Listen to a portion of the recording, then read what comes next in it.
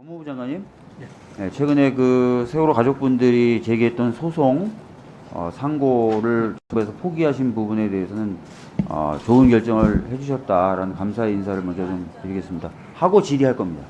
감사 인사를 표할 따로 기회가 없어서. 네.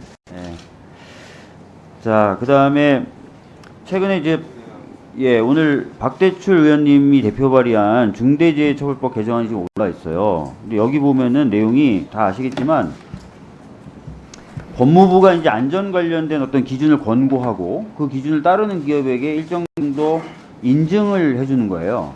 근데 이제 문제는 그렇게 인증을 해주고 나면 그 인증받은 기관이 나중에 이 중대재해법상 어떤 위법 행위를 했을 경우에 형을 감경해주거나 해줄 수 있다라는 겁니다.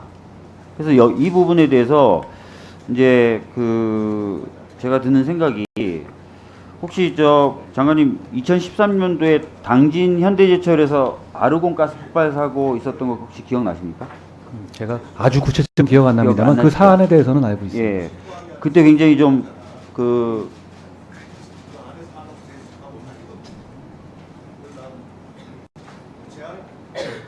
예? 전문위원들이 그래도 다 한 건데 그것도 또 잘라서요? 아니 다음부터. 예. 어차피 전문위원들이 다 하셨으니까 그 당시 17명의 노동자가 사망했는데요. 당시 현대제철 같은 경우는 원청뿐만 아니라 하청업체까지 모두 다 코샤 18001이라는 안전인증을 받았어요. 그리고 실제로 노동부가 감독을 해보니까 사고 이후에 관련된 업체가 한 1000건 정도 넘는 법 위반 사실이 있다는 걸 발견했습니다. 그러니까 인증을 받았지만 실제 들어가 보면은 현장에서의 어떤 안전관리나 이런 것들은 제대로 안 돼 있었던 경우가 많고 또 굉장히 논란이 있었던 그 현대산업개발이 광주 학동에서 아파트 낡은 거 철거했을 때 사건 아시죠? 많은 분들이 좋아하셨던 거. 현대산업개발도 안전인증 받은 게 있어요. 근데 화정동 참사도 또 현대산업개발이에요. 그러니까 안전인증을 받았다고 해서 어떤 위법 행위를 안 저지르거나 그런 게 아니고 오히려 안전인증이라는 것을 방패 삼아서 여러 가지 어떤 감시나 감독을 좀 회피하는 경향도 있고 이런 일이 실제로 비일비재했다는 거죠. 그런데 이제 또 다른 인증을 만들어서 그 인증을 받으면 나중에 위법 행위가 있다도 형을 감경해 주겠다. 이게 과연 타당한 건가 하는 의문이 하나 들고요. 두 번째는 이 인증해주고 인증을 관리하는 주무부처를 법무부로 이관을 해놨어요. 근데 법무부가 산업 현장의 안전 기준이나 이런 것들을 전문성 있게 체크하고 마련하고 할 수가 있을까? 예전에 중대재해법 처음 만들 때도 법무부에서 나오신 분들은 본인들이 한계를 인정했거든요. 결과적으로 이거는 노동부에서 해야 된다 이렇게. 근데 지금은 갑자기 사정이 달라진 건지 이런 법안이 나오는데 이 두 부분에 대해서 좀 얘기를 좀 해주십시오.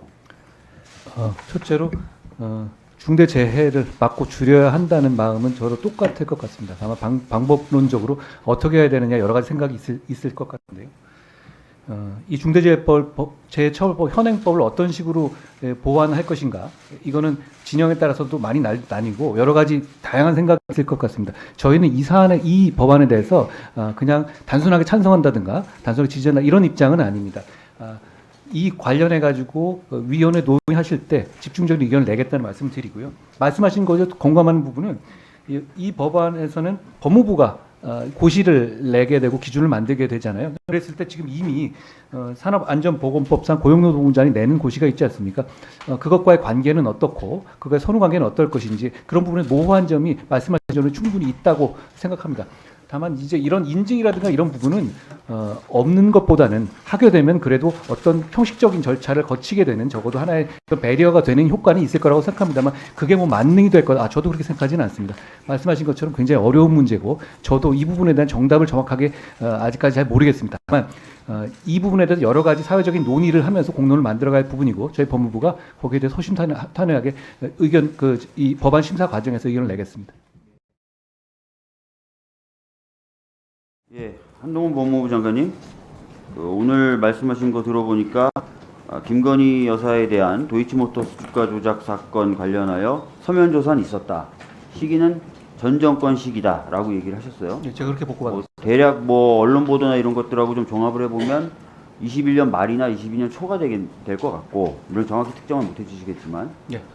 그러면서 또 말씀하신 게 여전히 지금 수사가 진행 중인 사건이기 때문에 세부적인 내용을 여기서 얘기하는 것은 좀 곤란하다, 적절하지 않다는 말씀도 하셨습니다. 예. 그렇습니다. 장관님, 진행되는 수사에 대해서 뭐 과거의 검사 시절에서 뭐 그렇게 비분관계하시는 모습 저도 많이 보는데, 그런 수사에 대해서 법무부 장관이나 혹은 대통령, 더 나아가서요, 또는 대통령실이 수사가 진행 중인데 이렇다 저렇다, 그 사건은 이렇다 저렇다, 문제없다, 이렇게 입장을 밝히고 얘기를 공식적으로 하는 것은 적절합니까?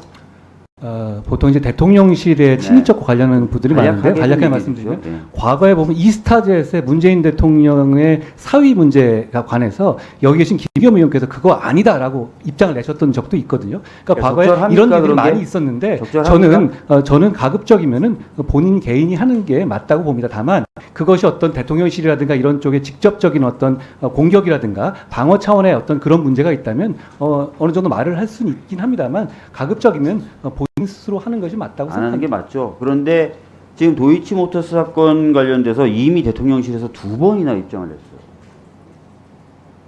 그래서 많은 언론에서는 지금 이런 입장 발표가 수사하는 검사에 대한 일종의 가이드라인을 주는 것 아니냐라는 우려를 표기도 합니다.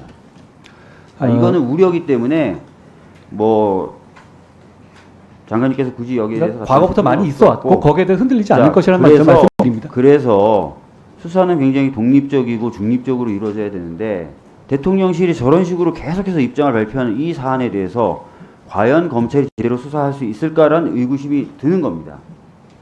자, 거기다가 아까 김의겸 의원님이나 다른 의원님 말씀하셨던 것처럼, 자, 서면조사도 있었고, 그러면 대충 서면조사 있은 후로부터 대략 1년이 지금 지났고, 지금 전 정권에서 탈탈 털었다는 말씀하시지만 정권이 바뀐 지도 이제 거의 1년이 다 돼가는데,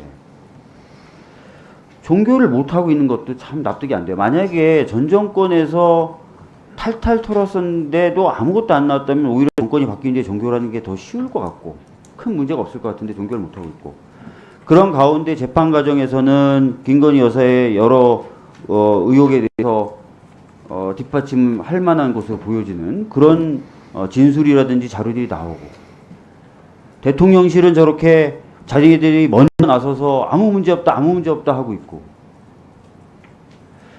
그래서 저희들은 이 수사가 좀 제대로 진행되지 못하고 있다, 갈 길을 잃고 있는 것 아닌가라는 생각을 하는 것입니다. 그래서 저희들은 특검을 주장하는 것이고요. 그렇습니다.